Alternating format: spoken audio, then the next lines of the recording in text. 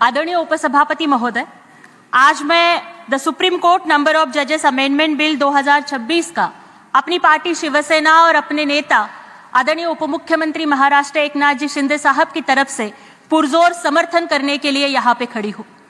आदरणीय महोदय, मुझे लगता है कि ये बिल केवल जजेस की संख्या के बारे में नहीं है, बल्कि ये सम्मान के बारे में है। सम्मान भारत के हर नागरिक का, हर महिला का, हर किसान का, हर मजदूर का, हर दलित, शोषित, वंचित आदिवासी का, जो अपनी आंखों में न्याय की उम्मीद लेकर सुप्रीम कोर्ट की चौखट पर जाता है।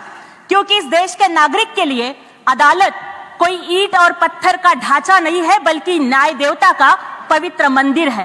तो महोदय, मुझे लगता है कि आज ये सदन सिर्फ एक बिल नहीं पास करेगा, लेकिन करोड़ों आंखों में एक नया विश्वास जगाएगा जो सालों से इंसाफ की उम्मीद में है। और ये बिल एक नई उम्मीद जगाएगा कि हमारे लोकप्रिय प्रधानमंत्री आदरणीय नरेंद्र मोदी जी के शासन में अब तारीख पे तारीख नहीं मिलेगी, बल्कि इंसाफ मिलेगा। तारीखों के अंधेरों से अब देश को आजाद करना है, न्याय की इस व्यवस्था को और भी आबाद करना है। नियम बदले हैं वक्त के साथ, नया सवेरा लाने को हर पीड़ित के आंसू पोंछकर इंसाफ का परचम लहराना है।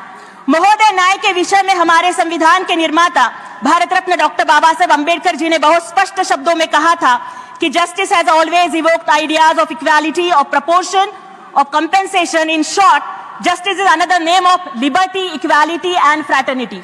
महोदय, हमारे धर्मग्रंथों में लिखा है कि यतो धर्मोस्तत जया, और हमारे संविधान की मूल भावना न्याय है और इस देश के हर नागरिक का वो फंडामेंटल राइट है।